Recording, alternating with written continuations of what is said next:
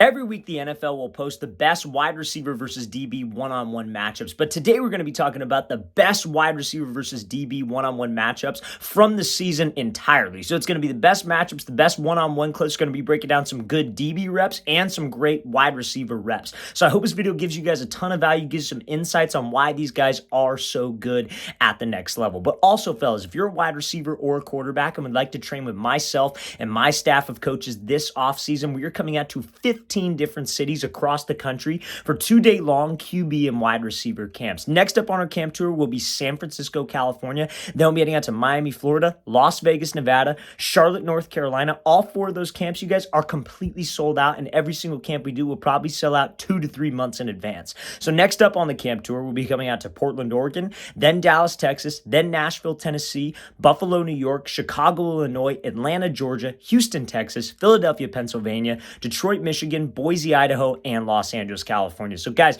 before it sells out, get your spot. Check out that very first link in the description below. We'd absolutely love to have you there. Let's get started with this video. The first route I want to look at today is this 10-yard out route here from Stefon Diggs versus the Miami Dolphins. Now, I think this is one of the best routes of the 2023 NFL season thus far, so I'm going to play at full speed and then we'll break it down. So he comes off and he attacks the inside shoulder of this DB in zone coverage, uses a rocker step to win on that 10-yard out. So anytime a wide receiver comes up to the line of scrimmage, when it comes down to factoring in his plan, how he's going to run the route, he looks for 2 specific things on a DB. He looks for his leverage, and then he looks for the distance or how close or how far he is away from us. So this DB's leverage is going to be outside in this example, or he is shaded to the outside. Now, the reason why the DB is playing outside shade is because he does not want to get beat to the outside. If that DB's lined up inside shade, he doesn't want to get beat to the inside, regardless if it's zone, regardless of his man. That's what he is trying to protect. He's trying to force Stefon Diggs to the inside, where they probably have some kind of linebacker dropping into coverage help, or there might be a safety over the top that is coming into this window. So he's hoping that if Diggs runs an inside route, he's just going to run right into the safety help. But he is taught, do not get beat to the outside. So that's kind of a problem, right?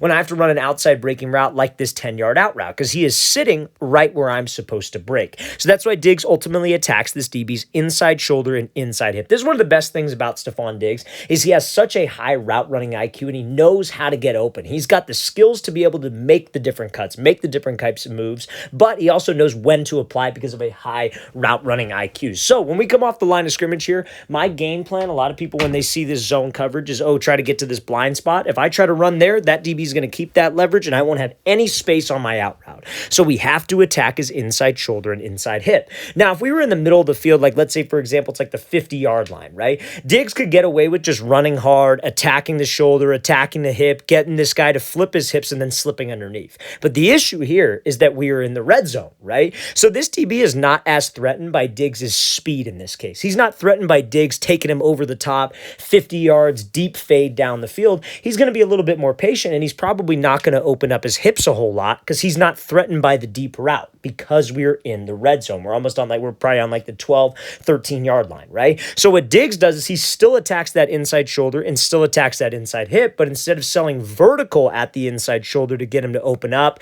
so he could slip underneath and have all this room to the sideline, he's going to sell like he's running a post, and he is using a move called a rocker step. So a rocker step is essentially like a crossover at the top of the break. I'm sure all of you have played basketball at one point or have seen somebody do a crossover move in basketball, but you are essentially stepping in the direction you want to go first. So I'm going to the outside. So I want to step to the outside first. We were trying to sell like we're running an in route or maybe a post route. So we step hard to the outside. Make it look like a post with that entire step. So he steps hard, pushes off of that step, steps to the inside. And again, because he sold this so well, because he took those 2 explosive steps, because his hips, because his shoulders, everything is facing to the inside, that's what gets that DB to ultimately crash. And then again, now we could get separation and we actually have room for the quarterback to throw me open. Now the quarterback throws this ball very, very late, but he throws this on time. That is a easy walk-in touchdown, no problem whatsoever. Strictly because Diggs knew the move to use and he had a high enough route running IQ to attack the inside shoulder, the inside hip, and not just run and try to slip under him. Because again, And you see guys like Tyreek Hill run this type of route versus this type of coverage all the time, but they run it in open field. They run it on like the opposite 30-yard line. They run it on the 50-yard line. So they're a threat with this deep fade. And guys, DBs will just bail open up their hips, and then they slip underneath. In this case, we can't do it, but that's why this is such a great route. He's able to get separation versus an outside shade guy sitting right at the break point and use that rocker step move to get open. So let's play it again, full speed one more time. Great job by Diggs hitting this rocker step and then giving that quarterback room to throw him open. So now this example, this is Drake London versus Jair Alexander, and this is a bad route. This is not a good example of a route. This is more of just great DB technique, I would say, and identifying indicators on this wide receiver. So I'm going to play this full speed, then we'll break it down. So Drake London runs up. He's running this like 10 or 12 back to 10-yard curl, but he gives the route away, and Jair almost has a pick six. He kind of sells right here by dropping the ball, but ultimately, great play on the ball. He catches this thing that's 6 points the other way because of what London does at the top of the route. So we were talking about it on that 10-yard out route, right? A DB who's guarding us, let's say it's off man, right? This DB's lined up inside shade, right? Looks like he's playing off man. His eyes are going to be on the wide receiver. But where specifically are his eyes on the wide receiver? He's going to be reading our body language. He's going to be watching my hips, my torso, to see if there's any type of change in my body language to give him an advantage, aka an indicator. He's looking for any type of indication that a break is going to be coming. So what London does right here is he reaches onto his curl break. This is something so many young wide receivers do because they try to over-exaggerate their moves. Whether they're cutting off of like 1 foot and running a post, or whether they're dropping their hips and running a curl, a lot of wide receivers exaggerate this point. They reach, and you see how London's foot is outside of his body frame. So get this, when you reach outside your frame, not only does your heel hit the ground first, you see how his heel makes contact and his toe slaps down onto the ground. That's a ton of pressure on your ankle, your Achilles, and your knee because you're moving at a high speed and you have improper foot strike and there's a lot of force going into the ground. So there's that element of it. But when you reach outside your frame like this, watch what happens to London's pad level. By pad level, I mean his body language. You see how his hips, his shoulders, his head, he's got a slight lean forward. Everything about this body language looks like he's running deep until he reaches, and you see how his chest pops up, his outside arm raises up. That is an indicator. As soon as Alexander sees those hips raise up, that is when he puts the brakes on. He no longer thinks it's a fade, and he can easily jump this route. This ball honestly was not thrown late. It was thrown on time. We just gave away the route here by giving away my break. We rose up the pad level. So what can you do as a wide receiver to avoid this, right? To avoid giving indicators. Trust your hips. You guys do not. There's 3 indicators that a DB is going to look for. Leading up into the break, he's going to be obviously reading our body language. So leading into the break, I tell my wide receivers, keep your chin down and keep your chest slightly ahead of your waist. That's a perfect pad level. You do not want to be super far hunched over because you won't be able to run fast. You also don't want to be tall because if you're standing straight tall, you're leaning back and we're slow. So he looks for body language. He looks for a change in stride, like choppy steps preparing for the break, and a change in speed.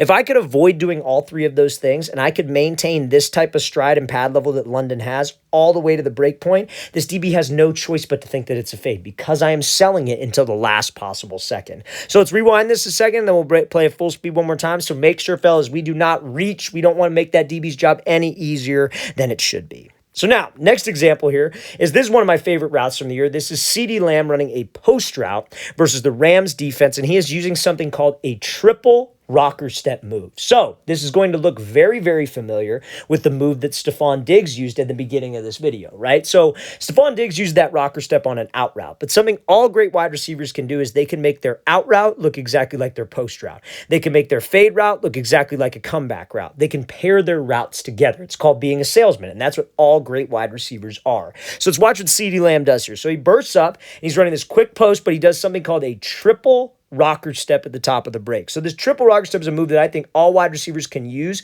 but you've got to make sure you use it in the right situation. We cannot waste time with this move. A lot of receiver coaches hate this kind of stuff because wide receivers are just too slow when they do it, and it sacrifices timing with their quarterback. So CeeDee Lamb is trying to make this look like a 10-yard out route with a rocker step the best possible way that he can, right? He comes up to the line, sees that a DB is lined up outside shade from him and off-man coverage. So how would you run that 10-yard out when you have a DB who's lined up outside shade, right? You'd attack his inside shoulder and his inside hip, whether it's zone and his eyes are to the inside, or whether it's off man like this and he is squared up facing us. You would attack his inside shoulder and hip. The goal is to get him to crash and slip underneath. But now that I'm running a post route, I don't want to just take off and run the post, because remember, when he's outside shade, what does he have to the inside? He has safety help, right? So if he has safety help and I just take off and run, I'm going right into his help and he's going to be right on my hip, which is not a good situation for the quarterback. That is a tight window. So we have to attack his leverage, and I can attack his leverage using this triple rocker step move and get him to jump even more so by making my routes look the same.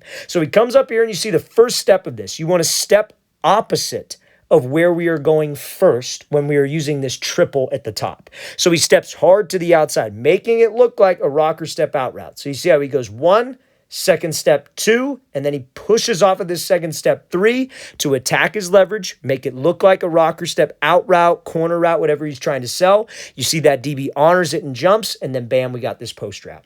So let's think about it like this, fellas. DBs are very smart individuals. They study a lot of tape. They study a lot of film. And DBs will talk about it, that they study when wide receivers use this rocker step. They see, oh, as soon as he takes that like kind of hard 1-2, sit on the out route. He only ever runs that on an out route.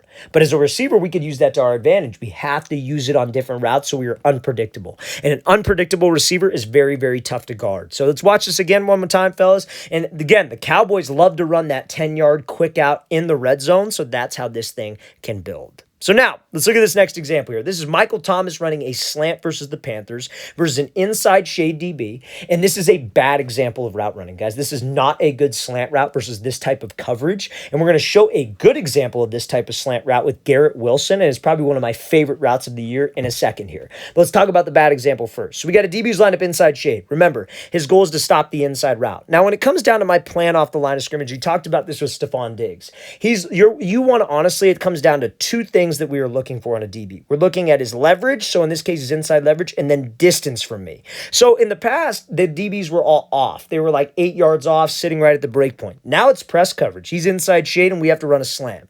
So remember, his goal is to stop the inside route. The slant specifically, that's why he is in press, right? So a lot of receivers just think, oh, well, I'm running a slant, he's inside shade, I just got to force it and go run. He is not going to let you do that freely, you guys. The whole goal of press coverage from a DB is to get hands on us and to disrupt timing and also spacing. So if we just try to run in front of him, DB will get hands, which is a way to disrupt timing, even if I got a plan to swat him.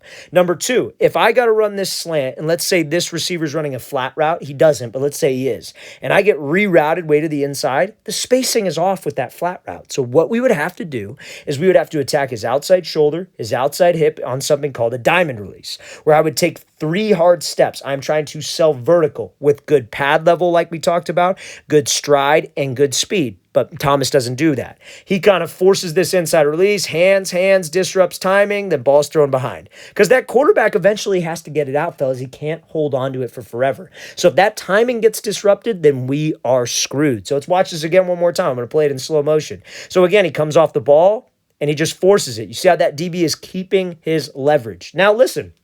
If Thomas were to run a fade right now, this would be a great release. You run to the inside, you make him think you're going inside, DB keeps that leverage, bam, now I got all this space to the outside.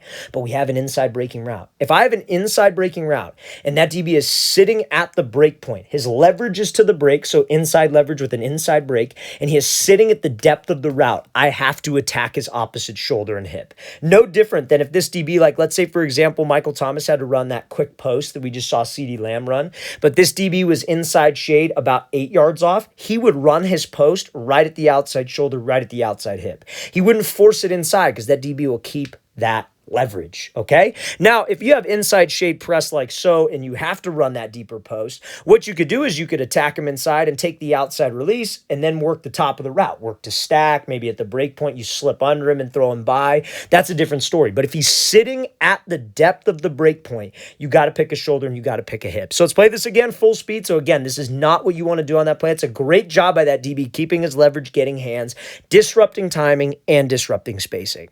So now let's look at this example here from Garrett Wilson. So Garrett Wilson has the exact same type of coverage.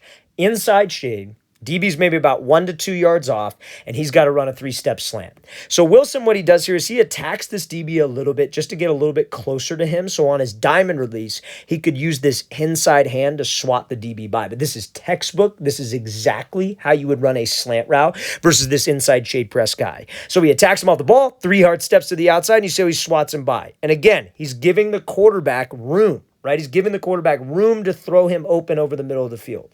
If this was double slants, he would have plenty of spacing. If he forces the inside release and gets rerouted, that's not good spacing, guys. We cannot run our routes 1 to 2 yards away from another wide receiver in this situation. So you see, closes the distance. When we attack that outside shoulder for 3 steps, he goes 1, 2, 3. You see how his hips, his shoulders, his stride, and his speed are all saying, I am taking an outside release. And now the reason why, like I said, fellas, you see how he's using his inside hand to swat by on the DB's elbow. You could also do this on his shoulder. You could also do this on his hip. Those are the 3 points of control that I like: back of the arm, back of the shoulder, back of the hip. You do this because it's going to help you get separation. It helps this DB open the gate fully, and we could get more space to the inside. Now, we can't do this. And again, he's 2 yards away, right? So you see how Wilson off the ball, he gives him this little like hesitation hop and closes the space with him first before he attacks outside. That's just so he could throw him by. If Wilson off the ball, because there's that 2-yard gap of space, were to just take off and there was a big gap, as a receiver, we still got to get to here where I drew this circle and this cross. And that DB has a better leverage point than us to where he could open up his hips and beat us to the spot of the catch, or beat us to the point of the catch, right? So that's why he closes distance. Now, if this DB was right up in my face, would I need to do that? No, I could just go. But the same concept applies. The inside shade DB who's sitting right at the break, let's split him in half. Let's attack the outside shoulder and the outside hip, sell vertical so I could get that separation.